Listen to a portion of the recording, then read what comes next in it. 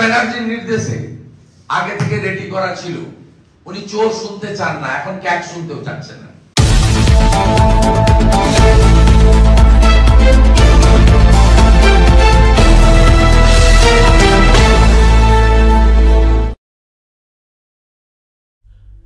Controller and auditor general of India CAG report নিয়ে রাজ্য রাজনীতিতে তর্ক বিতর্ক অব্যাহত। সরকারের বিরুদ্ধে সিএজি রিপোর্টকে হাতিয়ার করে সরব বিরোধী বিজেপি শিবির। সে প্রসঙ্গেই এবার রাজ্য সরকার তথা মুখ্যমন্ত্রী মমতা বন্দ্যোপাধ্যায়কে কড়া ভাষায় বিঁধলেন শুভেন্দু অধিকারী। পাশাপাশি আসন্ন বাজেট থেকে তিনি এবং তার দল কী আশা রাখছেন তাও মঙ্গলবার জানিয়ে দিলেন বিরোধী দলনেতা। সিএজি রিপোর্টে রাজ্য সরকারের বিরুদ্ধে যে দুর্নীতির অভিযোগ উঠেছে তা নিয়ে আলোচনার দাবিতে মঙ্গলবার বিধানসভায় মুলতবি প্রস্তাব জমা দেন বিজেপির পরিষদীয় দল। পাশাপাশি সিএজি রিপোর্ট নিয়ে তদন্তের দাবিও তোলেন তারা। যদিও আলোচনার অনুমতি দেননি অধ্যক্ষ বিমান বন্দ্যোপাধ্যায়। এরপরে বিজেপি বিধায়কদের হট্টগোলে বিধানসভার অধিবেশন মুলতবি হয়ে যায়। বিধানসভার অধিবেশনে সিএজি রিপোর্ট নিয়ে আলোচনার অনুমতি না মিলায় রাজ্যের শাসক দল তথা মুখ্যমন্ত্রীকে আক্রমণ করলেন বিরোধী দলনেতা শুভেন্দু অধিকারী।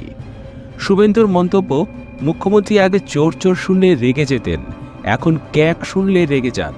শুভেন্দুর কথায় চোর শব্দ শুনলে মুখ্যমন্ত্রী আতঙ্কিত হয়ে পড়েন, ওর ঘুম ছুটে যায়। এখন ক্যাক শব্দ শুনলে মুখ্যমন্ত্রী এবং শাসক দল লাফাচ্ছে। আমাদের বিধানসভায় আজ ক্যাগ রিপোর্ট নিয়ে আলোচনা করতে দেওয়া হয়নি, আমাদের সোচ্চার প্রতিবাদে অধিবেশন মুলতবি করতে বাধ্য হয়েছে। ক্যাগ রিপোর্টে রাজ্যের দুর্নীতি নিয়ে ভয়ঙ্কর তথ্য রয়েছে বলে দাবি করেছেন বিরোধী দলনেতা।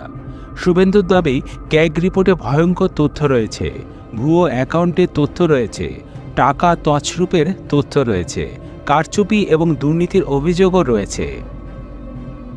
প্রসঙ্গত, সিএজি রিপোর্ট নিয়ে রাজ্যের বিরুদ্ধে সরব হওয়ার পাশাপাশি বাজেট অধিবেশন থেকে তার আশার কথাও শোনালেন শুভেন্দু অধিকারী। আগামী 8 ফেব্রুয়ারি রাজ্য বিধানসভায় বাজেট অধিবেশনের সূচনা হবে। সেই বাজেটে রাজ্যের শিল্পের অগ্রগতির জন্য টাটা গোষ্ঠীকে আবার রাজ্যে ফিরিয়ে আনার উল্লেখ থাকবে বলে আশা করছেন শুভেন্দু অধিকারী। একই সঙ্গে সেই বাজেটে রাজ্য সরকারি কর্মীদের কেন্দ্রীয় হারে ডিএ দেওয়ার কথা ঘোষণার আশা তিনি রাখছেন বলে মঙ্গলবার জানিয়েছেন। তার দাবি, রাজ্যের লক্ষ্মীর ভাণ্ডার প্রকল্পের টাকাও 500 থেকে বাড়িয়ে 2000 করা হবে বলে তিনি আশাবাদী। একই সঙ্গে পেট্রোপণ্য এবং রান্নার গ্যাসে রাজ্য সরকার যে সেস নেয় তাও বাজেটে মওকুফ করা উচিত বলে শুভেন্দু দাবি তুলেছেন। সিভিক পুলিশ এবং আশাকর্মীদের বেতন ভাতা এবং সরকারি শূন্য পদে অবিলম্বে নিয়োগ নিয়েও বাজেটে ইতিবাচক ঘোষণা হবে বলে আশার কথা শুনিয়েছেন বিরোধী দলনেতা শুভেন্দু অধিকারী। যদিও রাজনৈতিক মহলের একাংশের দাবি, রাজ্য বাজেট নিয়ে নিজেদের আশার আড়ালে আসলে নিজেদের ইস্যুর কথাই জানিয়েছেন শুভেন্দুরা। দেখুন কি বলেছেন শুভেন্দু অধিকারী। আমরা এই বিধানসভার যে সংক্ষিপ্ততম অধিবেশন, সংক্ষিপ্ততম এই কারণে বলেছি যে গতকাল কোনো বিজনেস ছিল না।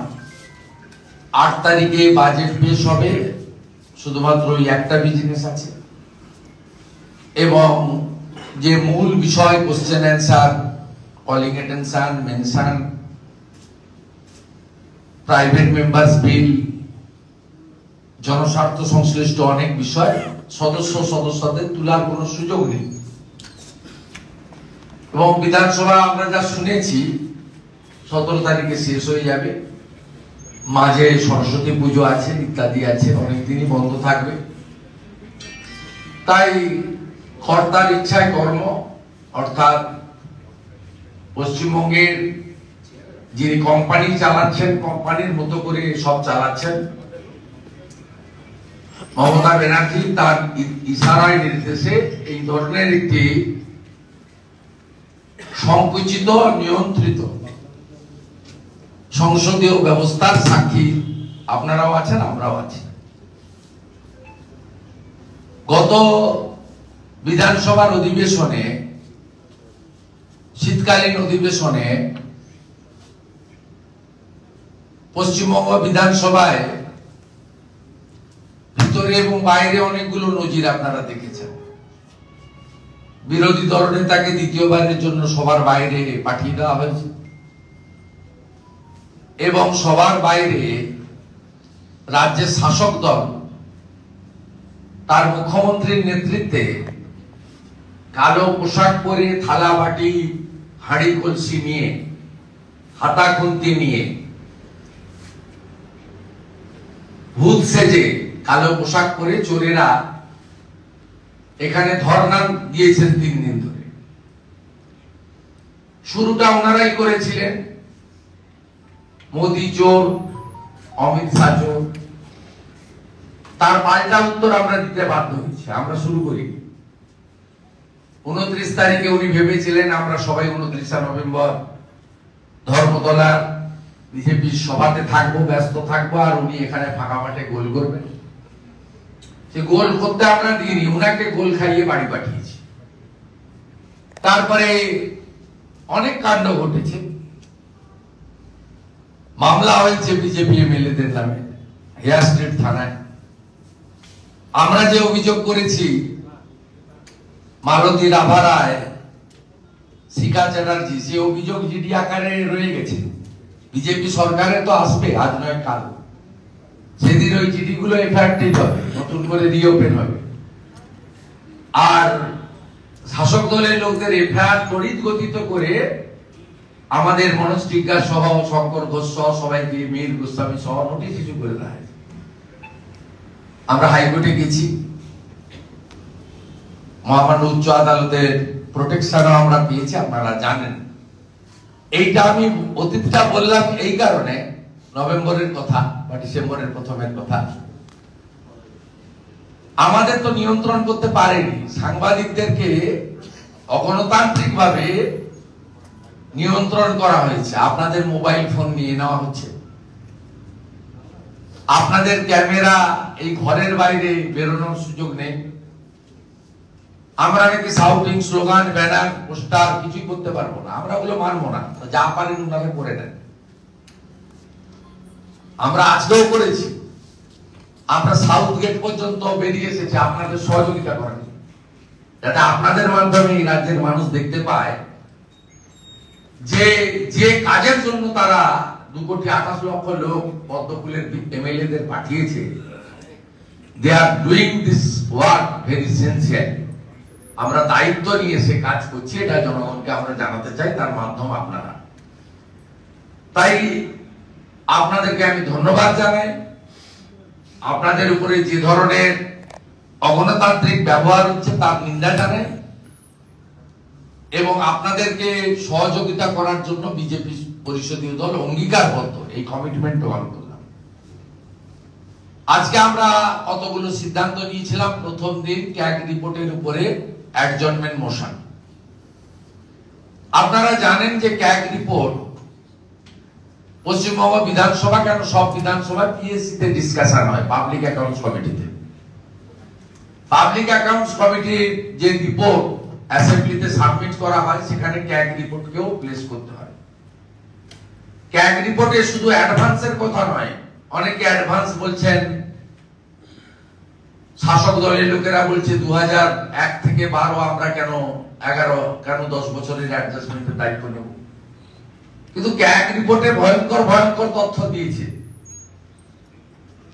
কয়েকশো ভুয়া অ্যাকাউন্টের তথ্য দিয়েছে, যে অ্যাকাউন্টের কোনো এক্সিস্টেন্স নেই।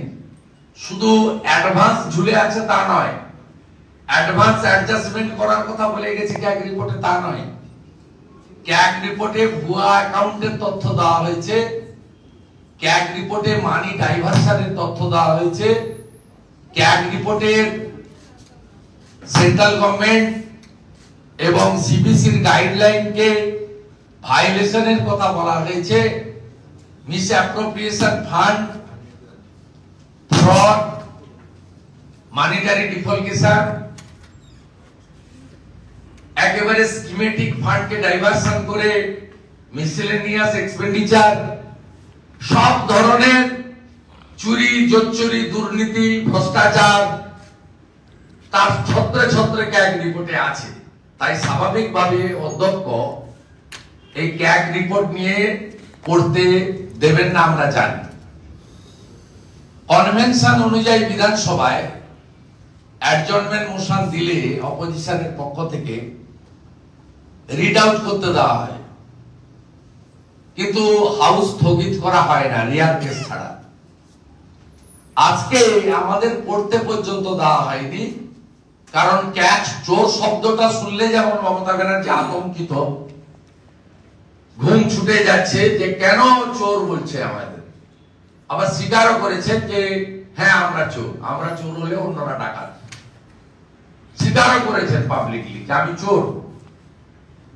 বলেছেন আমি গরু চুরি করেছি, বেশ করেছি, বিএসএফ কেন আমাকে বাধা দেয়নি। 72টা জায়গায় যে জমি দেননি, কাঁটাতার নেই, সেখানে বিএসএফ এর দাঁড়ানোর কোনো জায়গা নেই, সেখান থেকে যে গরু পাচার করছি সেটা আর বলেননি। তাই এখন ক্যাগ শব্দ শুনলেই রাজ্যের মুখ্যমন্ত্রী বা শাসক দল লাফাচ্ছে, তাই আমাদের পড়তে দেওয়া হয়নি। আমরা ভিতরে যতক্ষণ হাউস ছিল ওয়াকআউট আমরা করিনি, আমাদের শয্যার প্রতিবাদে মুলতবি করতে বাধ্য হয়েছে। এটা মিডিয়াকে আমি ক্লিয়ার বলছি, নট ওয়াকআউট। আমরা হাউস করতে দিইনি। স্পিকার অনেকগুলো কথা বলেছেন, টুকরো টুকরো কথা, কেউ কেউ মিডিয়া দেখাচ্ছেন। তিনি বলেছেন 146 জনের মতো আমি আপনাদের সাসপেন্ড করছি না, আপনারা চিৎকার করে যান। এই ধরনের অনেক কমেন্ট উনি বসে বসে করেছেন। 146 জন মানে কাকে ইঙ্গিত করেছেন? লোকসভাকে। আপনার মুখে সাজে লোকসভার পাবলিক অ্যাকাউন্টস কমিটির চেয়ারম্যান কে? কংগ্রেসের যিনি পার্লামেন্টের দলনেতা তিনি। কংগ্রেসের কাছে লোকসভাতে নাম্বার আছে বিরোধী দলনেতার হওয়ার? 10% মেম্বার আছে? নেই। তারপরেও নরেন্দ্র মোদীজি সংসদীয় ব্যবস্থায় বিরোধীদের উপস্থিতি তিনি চান বলে, একটা ডেমোক্রেটিক প্রাইম মিনিস্টার, তিনি কংগ্রেসের নাম্বার না থাকা সত্ত্বেও মেজর ব্লক হিসেবে কংগ্রেসকে তিনি অপোজিশন লিডারের সমমর্যাদা দিয়েছেন। বিরোধী দল নেই লোকসভায়। লোকসভায় পাবলিক অ্যাকাউন্টস কমিটির চেয়ারম্যান কংগ্রেসের দলনেতা। আর আপনি এখানে আপনাদের কোটা থেকে 14 জনের মধ্যে ঢুকিয়ে মুকুল রায়কে প্রথম করেছিলেন, তার সোডিয়াম পটাশিয়াম গন্ডগোল হলো, তারপরে কৃষ্ণ কল্যাণীকে করলেন। যে পাবলিক অ্যাকাউন্টস কমিটির রিপোর্ট গত 2 বছর সাবমিট হয়নি, ক্যাগের রিপোর্ট আলোচনা হয়নি, নন ফাংশনিং পিএসি। তাহলে আপনি লোকসভার সঙ্গে বিধানসভাকে কেন তুলনা করছেন? 2022 সালে আমি সহ 7 জন এমএলএ কে 5 মাস বাইরে রেখেছিলেন।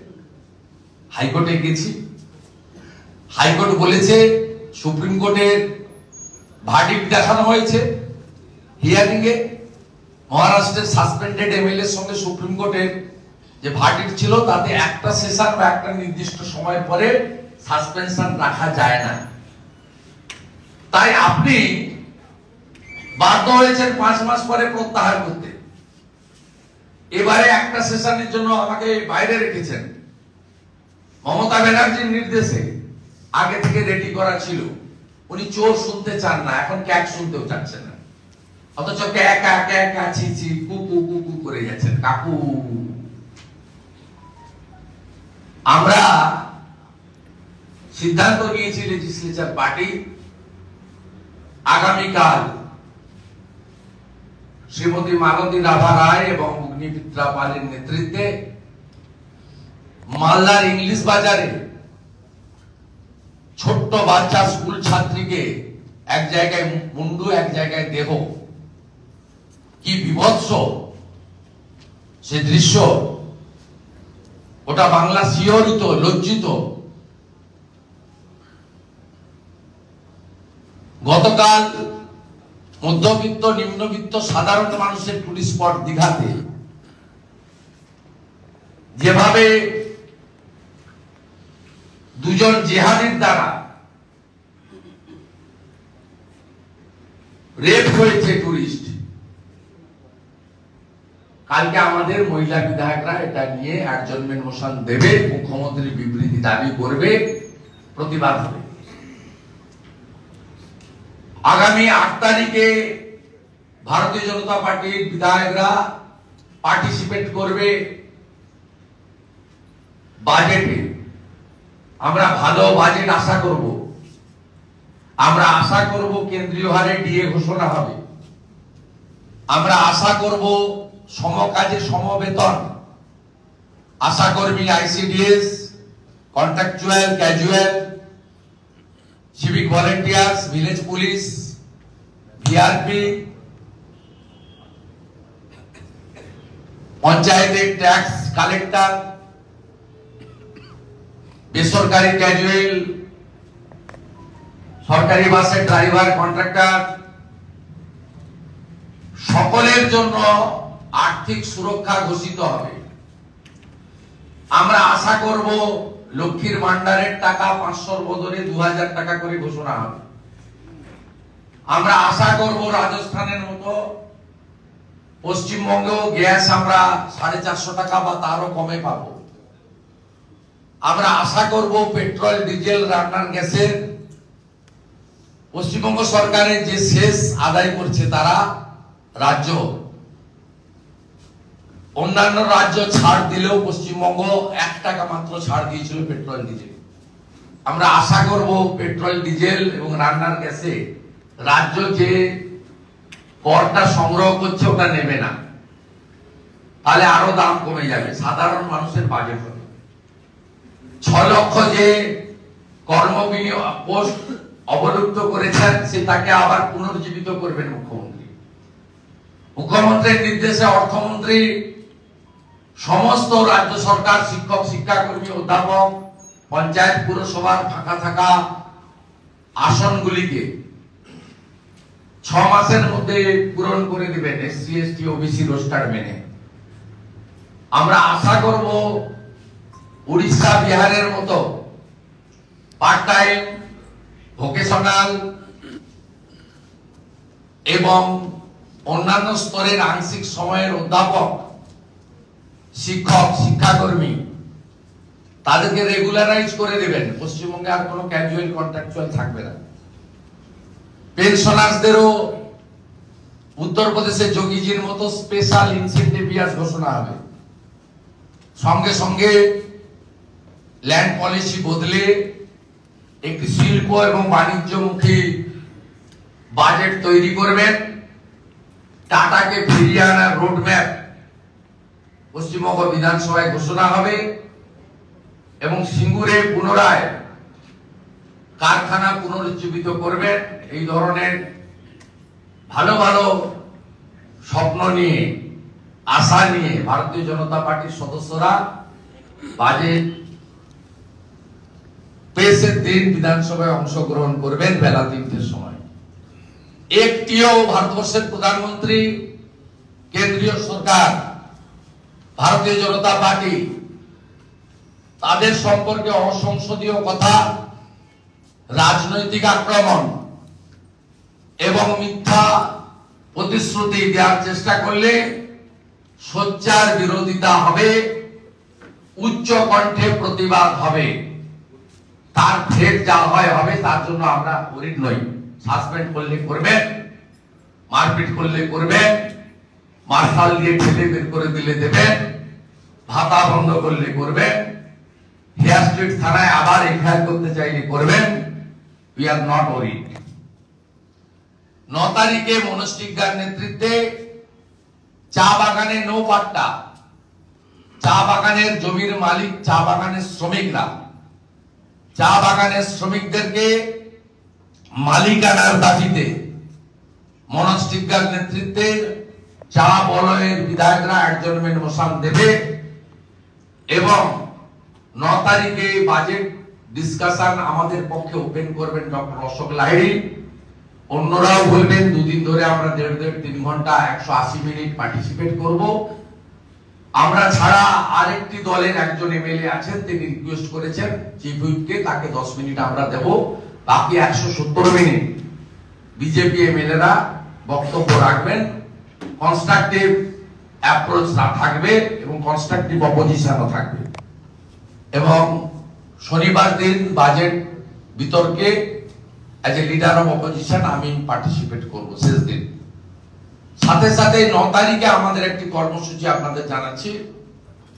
ক্যাগ রিপোর্ট যেহেতু বিধানসভায় আজকে পড়তে পর্যন্ত দেওয়া হলো না, পিএসসি তে আনা হয়নি, টেবিল হয়নি, ডিসকাশন হয়নি, আমরা মহামহিম রাজ্যপালকে মেসেজ করেছি পশ্চিমবঙ্গ বিধানসভায় বাজেট অধিবেশনের বিতর্ক শেষ হওয়ার পরে আমরা মার্চ করে উইদাউট মাইক, যেহেতু পরীক্ষা চলছে, আমরা রাজভবনে যাব। রাজ্যপালের ক্ষমতা আছে, তিনি ক্যাগকে রেকমেন্ডেশন করতে পারেন মুখ্যমন্ত্রী সহ তার ক্যাবিনেটের বিরুদ্ধে এফআইআর করার জন্য। এটা অন্য রাজ্যে হয়েছে। ক্যাগ একটি অটোনমাস বডি, কনস্টিটিউশনাল বডি, তার লিগ্যাল অ্যাকশন নেওয়ার ক্ষমতা আছে, কিন্তু রাজ্যপালকে তার রেকমেন্ডেশন দিতে হয়। আমরা মাননীয় রাজ্যপালের কাছে 9 তারিখে ক্যাগ রিপোর্ট নিয়ে যেহেতু ডিসকাশন টেবিল হওয়ার কোনো সুযোগ নেই, স্পিকারের অ্যাটিটিউড আজকে আমরা দেখেছি। এটা আমাদের মনে হয়েছে এটা মুখ্যমন্ত্রীর ভার্সনটা থ্রু স্পিকার আমরা শুনতে পেলাম। এত বড় একটা করাপশন, যেখানে ভুয়া অ্যাকাউন্টের হদিশ পাওয়া গেছে, শুধু অ্যাডভান্স অ্যাডজাস্টমেন্ট মুখ্যমন্ত্রী আপনাদের খাইয়ে দিয়েছে। অ্যাডভান্স অ্যাডজাস্টমেন্ট একটা পার্ট, কিন্তু ফ্রড, ফেক অ্যাকাউন্টের কথা বলা হয়েছে, multiple numbers, hundreds of fake accounts. That means it's a serious fraud এবং ম্যাল প্র্যাকটিসেস এন্ড করাপশন। গভর্নরকে আমরা রিকোয়েস্ট করব যে আপনি ক্যাগকে রেকমেন্ড করুন টু লজ এফআইআর এগেইনস্ট মুখ্যমন্ত্রী Mamata Banerjee and her entire cabinet. কারণ ক্যাগের যে রিপোর্ট, তাতে ক্যাবিনেট দায়বদ্ধ। এটা আমরা 9 তারিখে করব।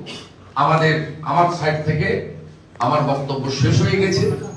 এবারে রিগার্ডিং মহিলাদের ইস্যুতে কিছু বললে আপনি অগ্নিমিত্রা পালকে জিজ্ঞেস করতে পারেন, উনি কালকের ইস্যুটা বলবেন। রিগার্ডিং চা বাগান, মিস্টার টিগ্গা উইল স্পিক। আর মধ্যশিক্ষা পর্ষদে যে কেলেঙ্কারি হয়েছে আর এসটি সার্টিফিকেট ফেক হচ্ছে, এটা নিয়ে শঙ্কর ঘোষ, কমলাকান্ত হাঁসদা তারা মেনশনে তুলবেন। আগামী দিনে মেনশনে ফেক এসটি সার্টিফিকেট নিয়ে কমলাকান্ত হাঁসদা তুলবেন। মধ্যশিক্ষা পর্ষদের করাপশন নিয়ে আজকে যেহেতু হায়ার এডুকেশন ছিল, কলেজ ইউনিভার্সিটি, সেখানে কোশ্চেন করার সুযোগ ছিল না।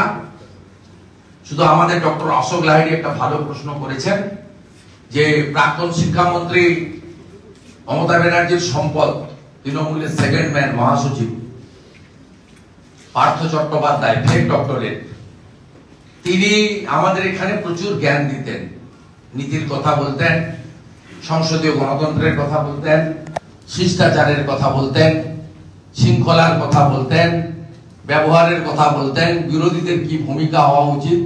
তিনি এবং আরেক ফ্রেঞ্চ কার্ড মমতা ব্যানার্জির বন্ধু মানিক ভট্টাচার্য, দুজন প্রচুর জ্ঞান দিতেন বিধানসভায়, আপনারাও তার সাক্ষী। তারা জেলের ভিতরে কি ধরনের জ্ঞান নিচ্ছেন বা জ্ঞান দিচ্ছেন, তার জন্য কারা দপ্তর কি কি ব্যবস্থা নিয়েছে, ডক্টর অশোক লাহিড়ী আজকে এটা তুলে ধরেছেন। ঠিক একইভাবে আগামী দিনে মধ্যশিক্ষা পর্ষদের কেলেঙ্কারি, ডক্টর শঙ্কর ঘোষ এবং ফেক এসটি সার্টিফিকেট নিয়ে কমলাকান্ত হাঁসদা, তারা আমাদের পক্ষ থেকে স্কোপ পেলে তারা তাদের ভয়েস রেজ করবেন। এই সিদ্ধান্ত আমাদের লেজিসলেচার পার্টির মিটিং এ টিম ওয়ার্কে হয়েছে।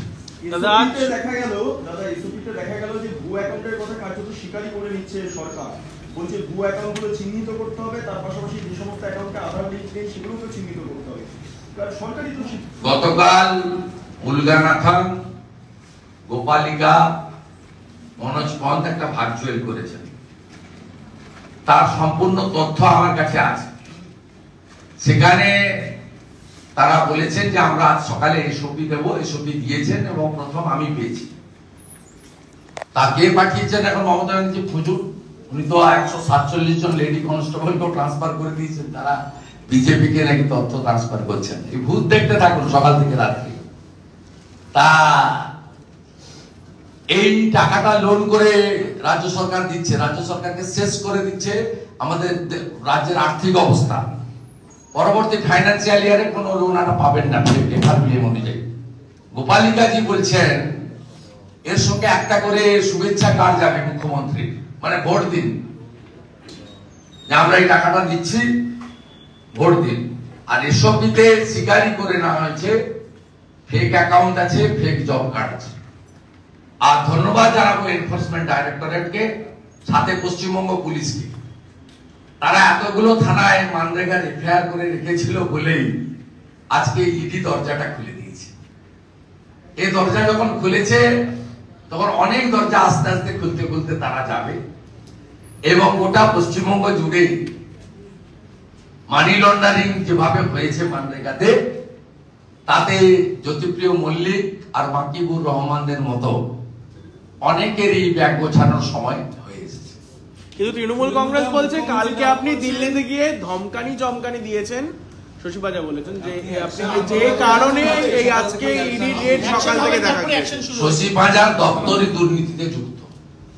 আবারও বলি, ভালো পরিবারের আপনি একজন সম্মানীয় মহিলা,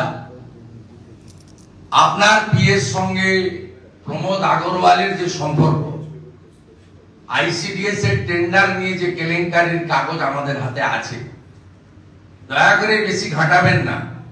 আপনার অবস্থা পার্থ চ্যাটার্জি, জ্যোতিপ্রিয় মল্লিক, সুজিত ঘোষ, রথিন ঘোষ, ফিরাজ আহমেদ থেকেও খারাপ হয়ে যাবে। শুভেন্দু, মুখ্যমন্ত্রী দাবি করছেন বাজেটের কারণে তিনি দিল্লি যাননি, আর অন্য কোনো কারণে। আঙ্গুর ফল টক। উনি দিল্লিতে অ্যাপয়েন্টমেন্ট চেয়েছিলেন, অনেক বিশিষ্ট ব্যক্তিদের, কেউ অ্যাপয়েন্টমেন্ট দেয়নি। তাতে ইন্ডি না পিন্ডি আছে তারাও দেয়নি, আর ভারত সরকার যারা চালাচ্ছেন তারাও দেয়নি। মমতা ব্যানার্জির সঙ্গে বসে সময়ে অপব্যবহার করতে কেউ রাজি না।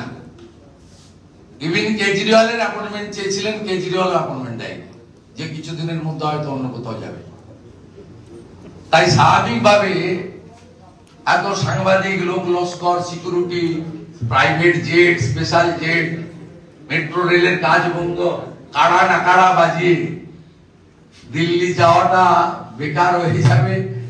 তাই এখানেই থাকি, সাংবাদিক সম্মেলন করি, এপাং ওপাং ছপাং করি, এসব করি। তাই তিনি জানবি, এটা হচ্ছে আঙ্গুর ফল টক বলে না, সেটাই হয়েছে ওনার অবস্থা।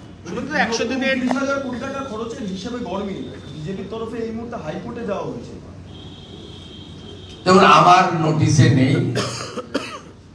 নোটিশে নেই, জনস্বার্থের মামলা যে কেউ করতে পারেন, কিন্তু ক্যাগের জন্য হাইকোর্টে যাওয়ার কোনো দরকার আছে বলে আমার মনে হয় না। ক্যাগ হচ্ছে অটোনমাস বডি, গভর্নর যদি চান এক্ষুনি এফআইআর করতে পারেন। It's a independent constitutional body, এবং যেহেতু পশ্চিমবঙ্গে সবকিছুই কোর্টের হস্তক্ষেপে করতে হয়, তাই কোর্টে দলের পক্ষ থেকে যে গেছেন আমি ওয়েলকাম করব, এবং কোর্টেরও উচিত মানরেগার মতো এই ইস্যুতে হস্তক্ষেপ করে করাপশনটাকে উপড়ে ফেলার জন্য যা যা করা সেটা করা উচিত। তা এই বিষয়টা আপনার কাছ থেকে আমি শুনলাম, সবটা জেনে পরে আরো বিস্তারিত। শুধু 100 দিনের স্ক্যাম নিয়ে রাজ্যের বিভিন্ন জায়গায় আপনি বলছেন যে আমার পার্টটা শেষ করে শুভেন্দু, 100 দিনের স্ক্যাম নিয়ে ঝাড়গ্রাম সহ বিভিন্ন জায়গায় ইডি সকাল থেকে অভিযান চালাচ্ছে, এবং সেখানে দেখা যাচ্ছে এক শ্রেণীর সরকারি আধিকারিকরা তারাও সেখানে তাদের স্ক্যানারে রয়েছেন। আপনাকে বলি, 70% নির্মাণ সহায়ক, 70% জব অ্যাসিস্ট্যান্ট এক্সিকিউটিভ, 50% ভিডিও, 8-10টা ডিএম। এটা হচ্ছে ব্যুরোক্রেসির পার্ট। আর ব্যুরোক্রেসির বাইরে তৃণমূলের মানরেগার সুপারভাইজার থেকে শুরু করে রাজ্যের পঞ্চায়েত মন্ত্রী প্রদীপ মজুমদার পর্যন্ত, কৃষ্ণ কল্যাণী পর্যন্ত এই স্ক্যামের সঙ্গে যুক্ত। হর্টিকালচার কর্পোরেশন, তারা সোল উইদাউট টেন্ডার, মুখ্যমন্ত্রীর অ্যাডভাইসার ছিলেন প্রদীপ মজুমদার। তিনি ক্ষমতার অপব্যবহার করে তিনি হর্টিকালচার কর্পোরেশনের চেয়ারম্যান ছিলেন মন্ত্রীর আগে, এখনো আছেন মনে হয়। তিনি ইনভেস্টমেন্ট করান হর্টিকালচার কর্পোরেশনকে, এবং তিনি অ্যাগ্রো কর্পোরেশন, হর্টিকালচার কর্পোরেশন এদেরকে ইনক্লুড করিয়ে যে আমের গাছের দাম 20 টাকা, সেই আম গাছগুলো কিনেছেন 42 টাকা করে। যে নারকেল চারার দাম 40 টাকা পশ্চিমবঙ্গ সরকারের ফরেস্ট কর্পোরেশন কিনেছে, সেই নারকেল গাছ 250 টাকা করে মানরেগা থেকে পারচেজ করা হয়েছে। এবং আমার ধারণা এনফোর্সমেন্ট ডাইরেক্টরেট বা তদন্তকারী সংস্থা তারা যদি মানরেগায় ঠিক মতো করে তদন্ত করে, তাহলে এমন একটা বড় জেলের দরকার হবে, অস্থায়ীভাবে আর্মির কাছ থেকে ব্রিগেড বা শহীদ মিনার চেয়ে জেল বানাতে হবে, এমন লম্বা সংখ্যা হবে। আর ইডি কি করে ঢুকলেন, মাননীয় সচিবালয় কি বলছেন আমি জানি না। ইডি ঢোকার রাস্তাটা করে দিয়েছে পশ্চিমবঙ্গ পুলিশ। যেমন রেশন স্ক্যামে বারাসাত, মধ্যমগ্রাম, রানাঘাট বিভিন্ন জায়গায় যে এফআইআর গুলো হয়েছিল, সেই এফআইআর গুলো তদন্ত রাজ্য পুলিশ সম্পূর্ণ না করার জন্য ইডি আইন অনুযায়ী এফআইআর গুলো নিয়ে নিয়েছেন কনসার্নিং পুলিশ স্টেশন থেকে এবং তারা তাদের অ্যাকশন স্টার্ট করেছে। এক্ষেত্রেও পশ্চিমবঙ্গে কয়েকশো এফআইআর হয়েছে। জব কার্ড হোল্ডার করেছেন, পঞ্চায়েত মেম্বার করেছেন, বিডিওরা কোথাও কোথাও করেছেন, 16টা এফআইআর বিডিওরা করেছেন, গ্রাম পঞ্চায়েতের প্রধানরা কোথাও করেছেন, আবার প্রধানরা কোথাও অভিযুক্ত আছেন। অনেক জায়গায় সাধারণ মানুষ বিশেষ করে জব কার্ড হোল্ডাররা করেছেন। তার ফলে প্রায় পশ্চিমবঙ্গে কয়েকশো এফআইআর এমন হয়েছে। এই এফআইআর গুলো রাজ্য পুলিশ চার্জশিট অথবা ফাইনাল রিপোর্ট নিষ্পত্তি না করার জন্য মানি লন্ডারিং এর যে পিএমএল এর অ্যাক্ট রয়েছে, সেই অ্যাক্টের মধ্য দিয়ে ইডি আজকে শিলান্যাস করে উদ্বোধন করে দরজা খুলে দিয়েছে। এ দরজা আর বন্ধ হওয়ার নয়। হু করে এই দরজা যত খুলবে, ফাঁক যত বড় হবে, তত তোলামূলের চোরেরা, চোর মমতার সাগরেদরা ততই তারা সকাত সলিল তলে। বলছি একটা বিষয়, কামাল হোসেন তৃণমূলের থেকে এই মুহূর্তে তিনি পদত্যাগ করেছেন এবং তার নাকি বিবেক দর্শন হয়েছে। এই যে দুর্নীতি চলছে, কামাল হোসেন তৃণমূলের মুখপাত্র ছিলেন সংখ্যালঘু কামাল হোসেন মানে তার হচ্ছে, মানে তিনি এইভাবে সংখ্যালঘুদের প্রতারিত করা হচ্ছে, সেই দেখে তার তাই তিনি পদত্যাগ। শুভনন্দন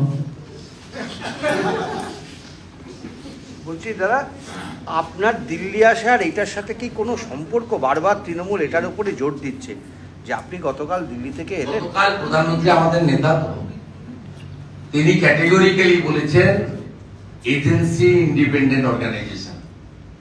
কোন এজেন্সির উপরে, আমি তো অনেক ছোটখাটো মেয়র এমএলএ, ভারত সরকারের কোন মন্ত্রী পর্যন্ত হস্তক্ষেপ করে না। এটা আমার কথা নয়, আমাদের নেতার কথা। On the floor of the Lok Sabha তিনি কালকে বলেছেন এজেন্সির উপরে আমাদের কোনো হস্তক্ষেপ নেই, ইন্টারফেয়ার করি না। কিন্তু আমি সমস্ত চোরেদেরকে আমি তাদের আইন অনুযায়ী শাস্তি হোক চাই, এটা প্রধানমন্ত্রী বলেছেন। এবং আমি যা টাকা চুরি করেছেন আমি উসুল মানে আদায় করাবো, এটা আমাদের প্রধানমন্ত্রী কাল বলেছেন। অতএব তিনি আমাদের সকলের নেতা, আমরা তার সবাই সৈনিক। ন্যাচারালি এটা বলে দেওয়ার পরে কেন্দ্রীয় সরকার, বিজেপি তার কোন রোল ইনভেস্টিগেটিং এজেন্সির উপরে নেই, এটা প্রমাণ হয়েছে। আর 100 দিনের কাজ নিয়ে বিডিওদের করা এফআইআর পুলিশ ব্যবস্থা না নেওয়ার জন্য বা পেন্ডিং এফআইআর গুলো নিয়ে পুলিশ তার নিষ্পত্তি না করার জন্য আজকে স্বাভাবিকভাবে আইন অনুযায়ী ইডি এটাতে ঢুকে পড়েছে এবং ভুয়া ফেক জব কার্ড হোল্ডার থেকে, নির্মাণ সহায়ক থেকে, তৃণমূলের পঞ্চু থেকে, তৃণমূলের বড় নেতা যারা 100 দিনের টাকা চুরি করেছেন, খেয়েছেন, এক একটা বাড়িতে পুকুর না কেটে 17টা পুকুর কাটার টাকা তুলেছেন, আইবিএস এর টাকা তুলেছেন, ফলের বাগান না তৈরি করে কলা গাছ দেখিয়ে টাকা নিয়েছেন। গণেশ মন্ডল কুলতুলি মিলে তার মা মরিবালা মন্ডল মহিপিট অঞ্চলের প্রধান একা 75 কোটি টাকা রেখেছে। এইসব লোকের বিপদ খুব আসন্ন এবং এর মধ্যে আমাদের কোনো রোল নেই। আমরা বারে বারে বলেছি, আর আমার যদি এতই প্রভাব থাকতো তাহলে আমি জনস্বার্থের মামলা হাইকোর্টে করতাম না। হাইকোর্টে আমি সিবিআই চেয়েছিলাম, রাজ্য সরকার সিবিআই বিরোধিতা করেছে। এবং মহামান্য প্রধান বিচারপতি নিজে বলেছেন যে 350-র উপরে কমপ্লেন তিনি পেয়েছেন মানরেগা হিয়ারিং এর সময়, এবং তিনি তার অর্ডার আপলোড করেছেন। 4 সদস্যের কমিটি তিনি করে দিয়েছেন। এনামেলি হয়েছে বলেই হয়েছে। তাতে প্রিন্সিপাল চিফ অ্যাকাউন্টস অফিসার আছেন ক্যাগের প্রতিনিধি, ভারত সরকারের আরডি ডিপার্টমেন্টের প্রতিনিধি, আর পশ্চিমবঙ্গের পঞ্চায়েত ও গ্রামোন্নয়ন দপ্তরের প্রতিনিধি। এটা তো কোর্টে প্রমাণিত হয়েছে যে এখানে ফ্রড, ফেক এবং মানি ডিফলকেশন হয়েছে, ফেক জব কার্ড আছে। এটা তো মহামান্য প্রধান বিচারপতি, এবং যদি ওই রায়ে সন্তুষ্ট না হতেন, 1 মাস হলো রায় হয়েছে, সুপ্রিম কোর্টে তো যাননি রাজ্য সরকার। তা রাজ্য সরকার তো প্রধান বিচারপতির বেঞ্চের জাজমেন্ট মেনে নিয়েছেন, যার পিটিশনার আমি ছিলাম অন বিহাফ অফ বিজেপি। তা যদি প্রধান বিচারপতির রায়কে রাজ্য সরকার মেনে থাকেন, সেই রায় তো পরিষ্কার বলা হয়েছে যে অনেক গরমিল আছে, এটা তদন্ত হয়ে জল আর দুধ আলাদা করা দরকার। এটা প্রমাণিত। রাজ্য সরকার তো হায়ার কোর্টে যায়নি, সুপ্রিম কোর্টে যাওয়ার স্কোপ আছে, যায়নি তারা, এখন স্টিল না। আরেকটা কথা বলে আমি শেষ করব। গতকাল মাননীয় অর্থমন্ত্রী নির্মলা সীতারামনজিকে আমি 15th ফিনান্স নিয়ে অভিযোগ করেছিলাম। তিনি আমাকে লিখিত অভিযোগ করতে বলেছিলেন, আমি আজ সকালে ওনাকে মেইল করে অভিযোগ করেছি। পশ্চিমবঙ্গ সরকার 373 কোটি টাকা ইলেকট্রিক বিলে পেমেন্ট করেছে। 373 কোটি টাকা তারা ইলেকট্রিক বিলে পেমেন্ট করেছেন 15th ফিনান্সের টাকা থেকে। আমি যদি আপনারা ইন্টারেস্টেড থাকেন, আমি জেলা ওয়াইজ বলে দিতে পারি। কয়েকটা জেলা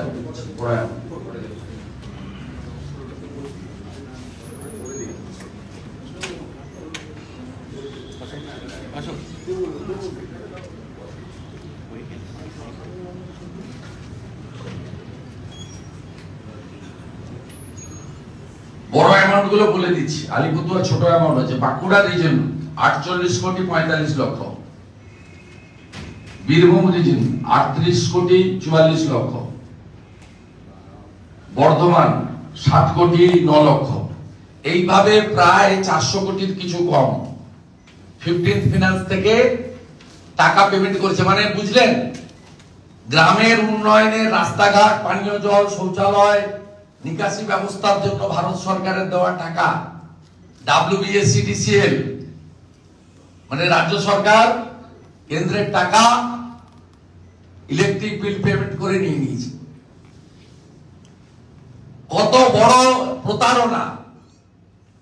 এটা রেকারিং এক্সপেন্ডিচার, এটা ভারত পশ্চিমবঙ্গ সরকারের রাজস্ব থেকে খরচ করতে হয়।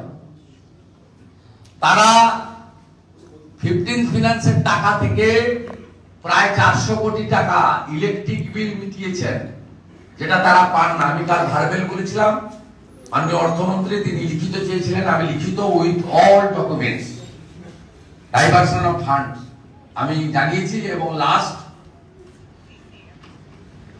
গত পুজোর সময় পশ্চিমবঙ্গের অনেক পৌরসভা ক্যাজুয়াল কন্ট্রাকচুয়াল বেতন দিতে এবং বোনাস দিতে 15th ফিনান্সের টাকা ডাইভারশন করেছেন। রাজ্য সরকারের ট্রেজারি অফিসারদের ভার্বেল ডাইরেকশন ছিল ফিনান্স থেকে, মনোজ পন্থের দপ্তর থেকে, দিয়ে দাও, বিক্ষোভ হবে, তালা পড়ে যাবে, দিয়ে দাও টাকা।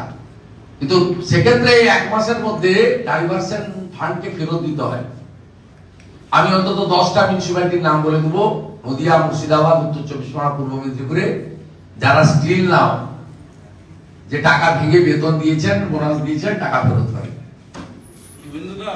শাসক দলের এক নেতা যিনি দুর্নীতিতে অভিযুক্ত এখনো, তিনি আপনার সম্বন্ধে ছাপার অযোগ্য ভাষায় কিছু মন্তব্য।